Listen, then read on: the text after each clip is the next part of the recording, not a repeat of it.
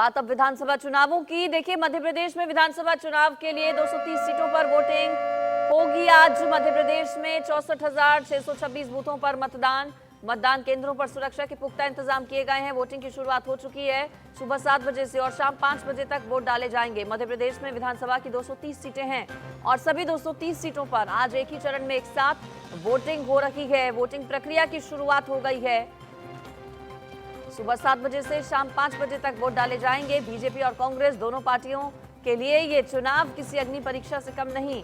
मतदाताओं ने पिछली बार कमलनाथ की 15 महीने और शिवराज की 3.5 वर्ष की सरकार को देखा है और उसी आधार पर जनता अपना फैसला सुना सकती है। इस बार जहां कमलनाथ और दिग्विजय सिंह जैसे कांग्रेस के दिग्गज नेताओं का भविष्य दांव पर है, तो वहीं बीजेपी के केंद्रीय मंत्रियों और 4 सांसदों के राजनीतिक भविष्य के लिए भी ये चुनाव बेहद अहम है। चूंकि बीजेपी की तरफ से अपनी स्ट्रैटेजी में बदलाव करते हुए इस बार केंद्रीय मंत्रियों से लेकर सांसदों तक को चुनावी मैदान में विधानसभा चुनाव के उतारा गया है। ऐसे में कई दिग्गजों की प्रतिष्ठा आज साख पर है। वोटिंग की शुरुआत हो चुकी है। शाम 5 बजे तक वोट डाले जाएंगे। नतीजे 3 दिसंबर को सामने होंगे। मध्य प्रदेश में अब की बार किसकी सरकार? क्या शिवराज रिपीट कर पाएंगे?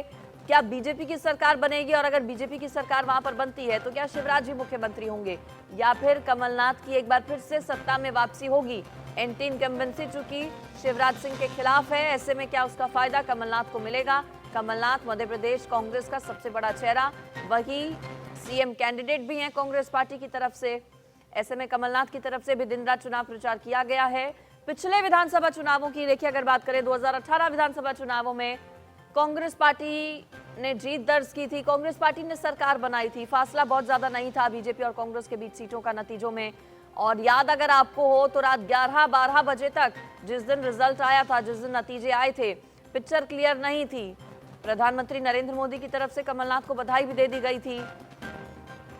फिर बाद में जोड़ तोड़ हुआ। हालांकि वो सरकार महज 15 महीने तक ही चल पाई और फिर बीजेपी ने सरकार बना ली ज्योतिरादित्य सिंधिया की बगावत के बाद।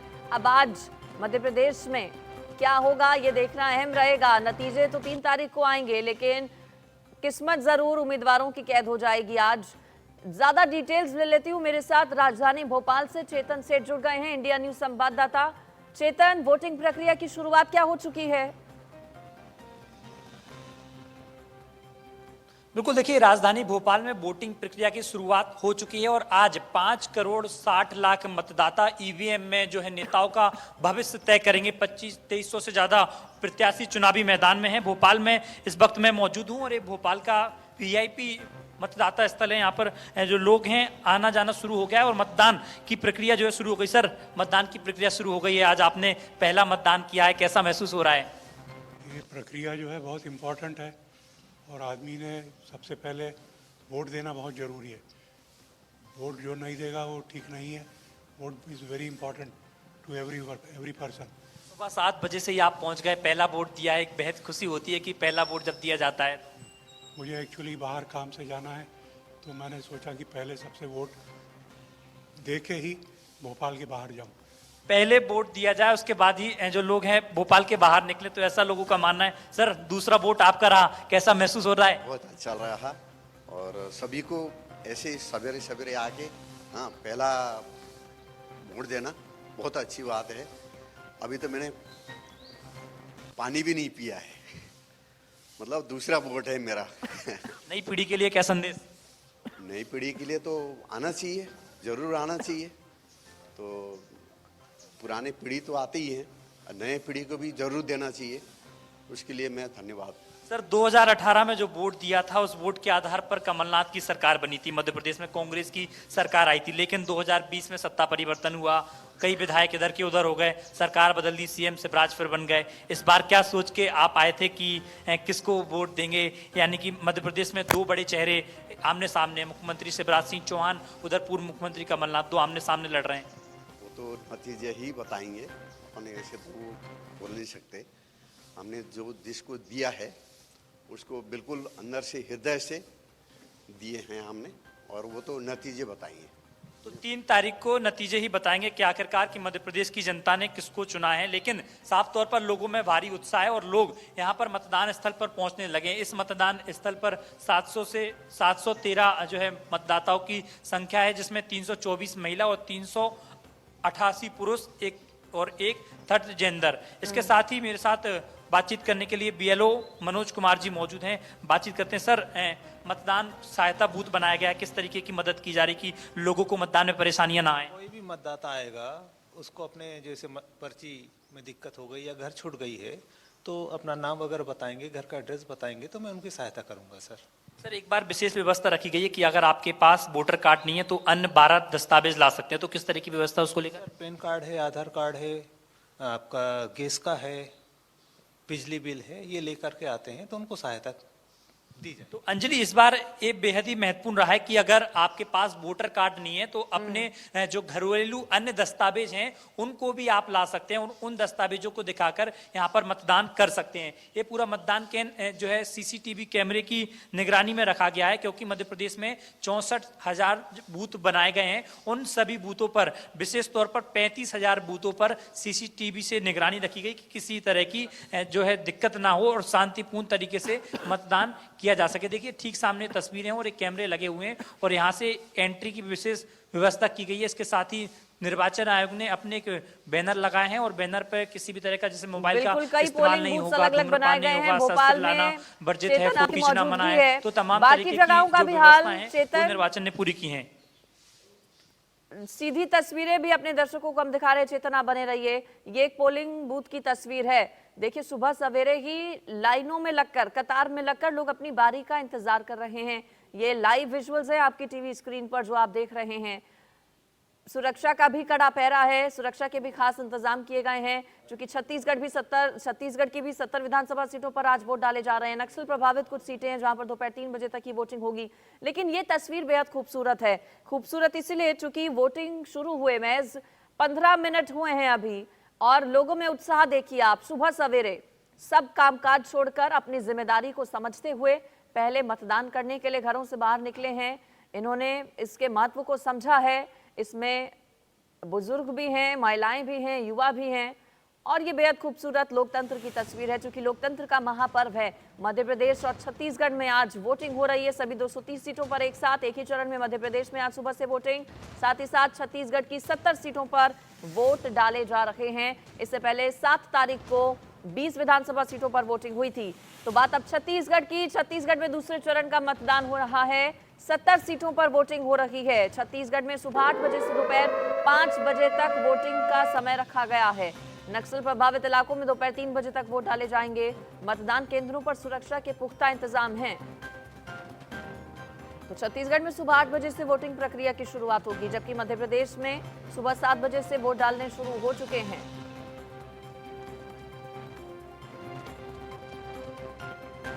छत्तीसगढ़ से मेरे साथ दीपक विश्वकर्मा जुड़ गए हैं, ज्यादा जानकारी के साथ इंडिया न्यूज संवाददाता। दीपक, कितना उत्साह छत्तीसगढ़ में वोटर्स में? सुबह 8 बजे से वोटिंग प्रक्रिया की शुरुआत होगी, जाहिर है तैयारियां तो हो गई होंगी पूरी सभी।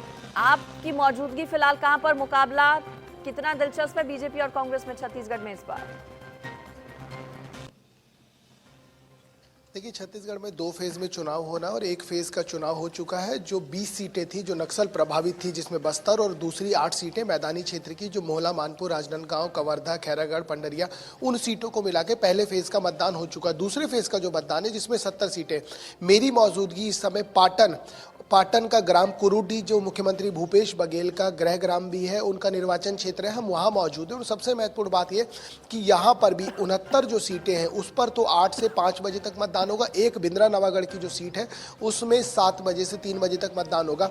मेरे पीछे आप देख सकते हैं ये कुरुडी है, पाटन का ग्राम है, जहाँ पर मुख्यमंत्री भूपेश बघेल कुछ देर बाद, जो 8 बजे का समय है, 8 से 9 के बीच का, वो यहाँ मतदान करने आएंगे। ये वो जगह है जहाँ पर मुख्यमंत्री भूपेश बघेल पहुंचेंगे और मतदान करेंगे। मौजूदा स्थिति में इस सीट की यदि बात की जाए तो इस सीट पर त्रिकोणीय स्थिति है, क्योंकि जूनियर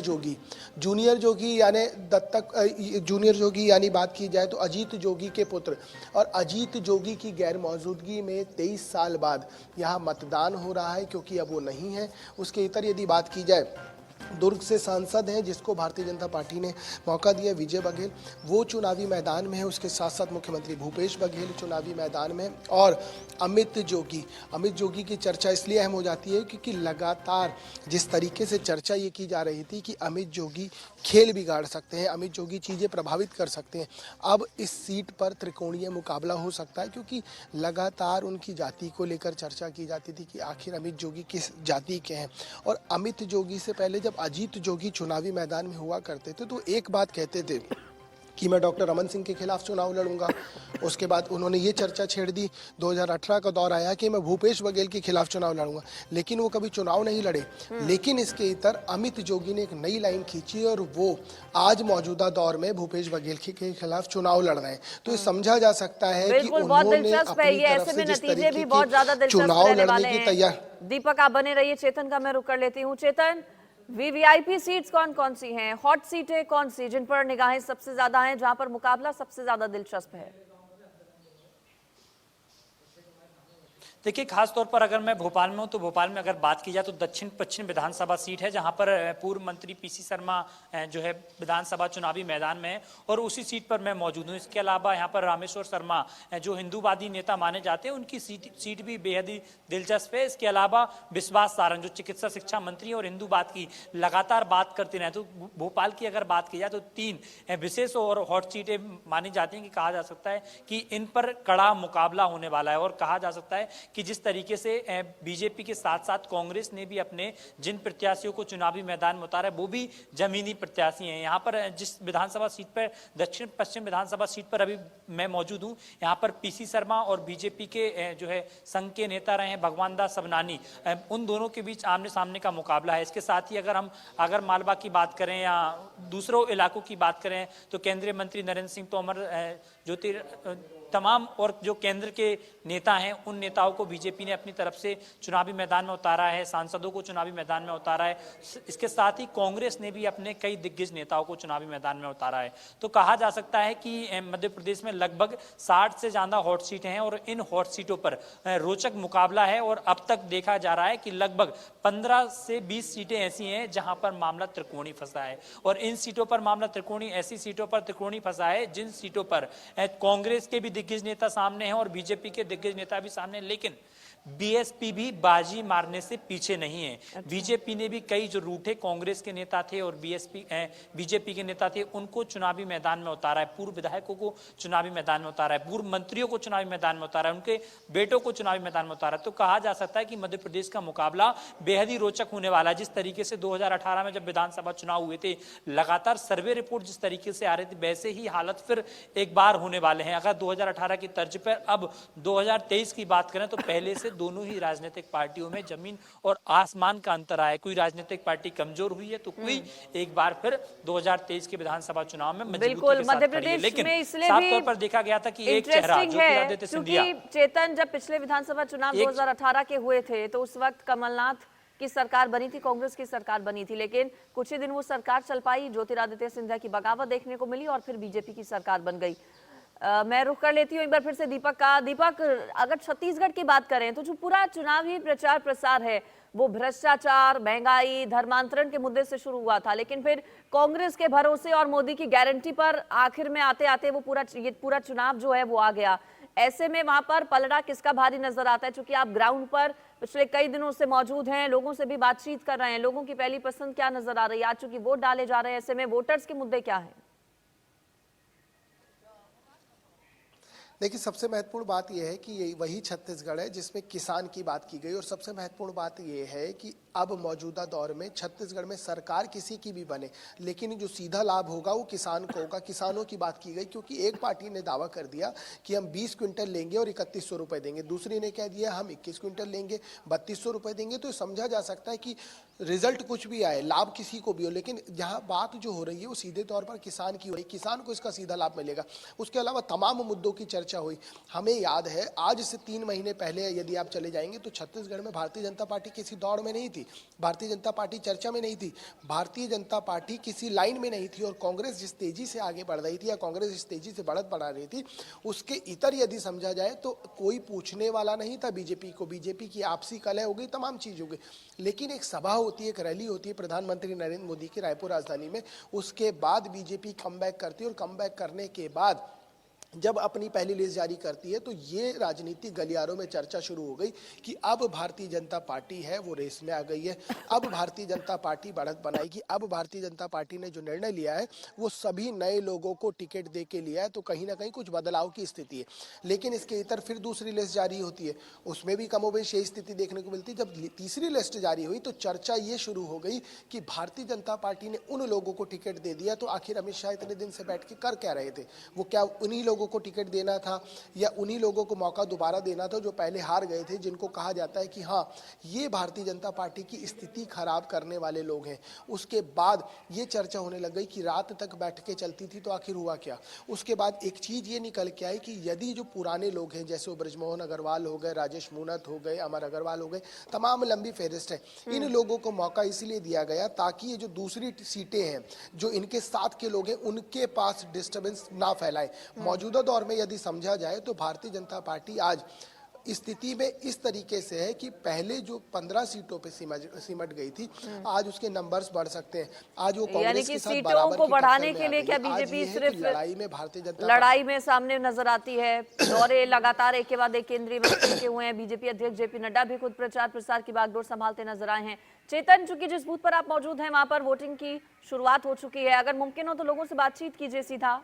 लोगों की क्या पसंद, क्या मुद्दे, और सुबह पहले खान पान छोड़कर मतदान करने के लिए लोग पहुंचे हैं, बातचीत कीजिए। बिल्कुल, देखिए यहाँ पर लोग आते जाते हैं और मैं बातचीत भी करूंगा लोगों से कि आखिरकार मन में क्या है, क्योंकि सुबह से ही लोग जो है अपने घरों से निकल गए हैं और सबसे पहले लोगों की यही प्राथमिकता है कि पहले मतदान, उसके बाद जलपान। तो कहा जा सकता है कि मुकाबला मध्य प्रदेश में बेहद महत्वपूर्ण है, क्योंकि मध्य प्रदेश में 5 करोड़ 60 लाख से ज्यादा जो मतदाता इस बार 2023 का भविष्य तय करते हुए नजर आएंगे। मेरे साथ मतदाता भी मौजूद है। भाई साहब, आज वोट डालकर कैसा महसूस हो रहा है? 5 वर्षों में लोकतंत्र का सबसे बड़ा त्यौहार होता है मतदान दिवस। निश्चित रूप से भारत दुनिया का सबसे बड़ा लोकतंत्र, और उस लोकतंत्र को मजबूत करने के लिए मतदाता का ये सबसे बड़ा हथियार होता है। इसका उपयोग करके निश्चित रूप से अच्छा लगता है, और न सिर्फ अच्छा लगता है बल्कि एक भारत के लोकतांत्रिक नागरिक होने के नाते अपने कर्तव्य के निर्वहन का जो हमको दायित्व दिया गया है उसको पूर्ण करने का बहुत हर्ष होता है। भाई साहब, एक सवाल कि 2018 में मतदाताओं ने कांग्रेस की सरकार बनाई थी, लेकिन उसको गिराकर बीजेपी की सरकार बनी, शिवराज जी मुख्यमंत्री बने, पहले कमलनाथ थे। तो 5 सालों में 2 सरकार देखी, क्या क्या अंतर देखा सरकारों में? स्थिति डावाडोल है कैलाश जी। ऐसा नहीं है, ये पार्टी की रणनीति थी कि वरिष्ठ कार्यकर्ताओं को भी लड़ाना है, और उसमें हमेशा विपक्ष को चित करना ये हमारे वरिष्ठ नेताओं का एक विशेष गुण रहा है। कैलाश जी, आप हिंदुत्व के एक आइकन जी। ऐसा है कि उनका एक गुण रहा है कि हमेशा विपक्ष को पछाड़ना। जब ये निर्णय लिया गया कि वरिष्ठ लोगों को लड़ाना है तो कांग्रेस 6 महीने तक तो बेहोश रही, उनको समझ में नहीं आया कि क्या निर्णय लें, और इसलिए हम मानते हैं कि वरिष्ठ नेताओं का निर्णय बहुत ज़बरदस्त था, और उसके कारण एकदम हमको बढ़त मिल गई, और उसी दिन से जिस दिन हम लोग क्लियर हुए सरकार बनाने की श्योरिटी हो। पर कैलाश जी, आपके आने के बाद जब से आप यहाँ फील्ड में आए, यहाँ पर जो सियासी पारा का भी बढ़ गया। राव में कल जो घटना हुई, राव में सामने आ गए बीजेपी और कांग्रेस के कार्यकर्ता। आपके विधानसभा क्षेत्र में भी 24 घंटे में टसल हुआ है संजय शुक्ला और आपके समर्थकों के बीच में। ये जो राव में हुआ और इंदौर में हो रहा है, ये आखिर क्या है? ये फ्रस्ट्रेशन है कांग्रेस का। कांग्रेस को लग रहा है कि हम चुनाव हार रहे हैं, तो वो इस प्रकार की हरकतें कर रहे हैं, तो हमें कोई फर्क नहीं पड़ता। तो जनता हमको भी पहचानती है, उनको भी पहचानती है। वो लोग गुंडागिर्दी करने की कोशिश कर रहे हैं, तो जनता ही उनको जवाबदारी, हम लोग नहीं जा रहे। ये फ्री की रेवड़ी की बात हो रही कि फ्री की रेवड़ी बांटने की बात हो रही थी, मतदाताओं को रुझाने की बात हो रही थी, इसलिए ऐसा हुआ कैलाश जी, जो आरोप लग रहे हैं। ये सब बेकार की बातें हैं। हमने विकास किया है, और विकास के नाम पर ही हमको वोट मिल रहा है। 18 वाली स्थिति ना हो कैलाश जी, आपको लगता है कि वो स्थिति नहीं होगी इस बार, और उसका कारण क्या है? या लाडली बहना कितना बड़ा एक ट्रम्प कार्ड रहा? देखिए, हम और कॉन्फिडेंस में थे 18 में, और कांग्रेस ने बहुत लुभावने वादे कर दिए थे। 999 वादे किए थे उन्होंने, एक भी वादा पूरा नहीं किया। तो कांग्रेस बेनकाब हो गई, कांग्रेस के नेता बेनकाब हो गए। आपने देखा होगा कांग्रेस की सभाओं में भीड़ ही नहीं आ रही थी। राहुल जी और प्रियंका जी की सभा में बड़ी मुश्किल से किराए की भीड़ जुटा जुटा कर उन्होंने भीड़ करी, पर स्थानीय नेताओं के कार्यक्रम में भीड़ ही नहीं आ रही थी। मैंने लगभग 103 विधानसभाओं में भ्रमण किया और बड़ी बड़ी सभा है, मेरा सोशल मीडिया आप देख सकते हैं। अपने आप लोग आ रहे हैं, भारतीय जनता पार्टी को सुन रहे हैं, भारतीय जनता पार्टी को प्यार कर रहे हैं और विश्वास दिला रहे हैं कि इस बार फिर से भारतीय जनता पार्टी की सरकार कैलाश जी, मोदी फैक्टर कितना इंपॉर्टेंट है? आप बार बार कह रहे हैं कि नरेंद्र मोदी वो चेहरा है, उनकी अगुवाई में आप लड़ रहे हैं, तो ये बार बार मोदी फैक्टर को आगे आप रख रहे हैं, ये आपकी रणनीति है या आप चाहते हैं कि शिवराज सिंह चौहान की जगह मोदी फैक्टर ही वो लीड करे मध्य प्रदेश में? देखिए, हमारे यहाँ एक रणनीति बनती है प्रदेश में और देश में। इस बार देश ने ये निर्णय लिया कि सभी राज्यों में मोदी जी के नेतृत्व में चुनाव लड़ा जाए, और इसलिए मोदी फैक्टर तो है ही इस देश के अंदर। हम बचपन से नारे लगाते आ रहे हैं, बीजेपी की क्या तैयारी, बच्चा बच्चा अटल बिहारी। तो हमारी तो जो नेता रहता है वो निश्चित रूप से हमारे लिए मार्गदर्शक होता है। उसके तो बीजेपी के राष्ट्रीय महासचिव कैलाश विजयवर्गीय को आप सुन रहे थे। वोट कास्ट किया जा चुका है विजयवर्गीय की तरफ से। राजधानी की अगर बात करें भोपाल की, तो वहां पर भी टफ फाइट है। चेतन वहां से लगातार रिपोर्ट कर रहे हैं, हर तस्वीर आप तक पहुंचाएंगे। सबसे पहले फिलहाल एक ब्रेक।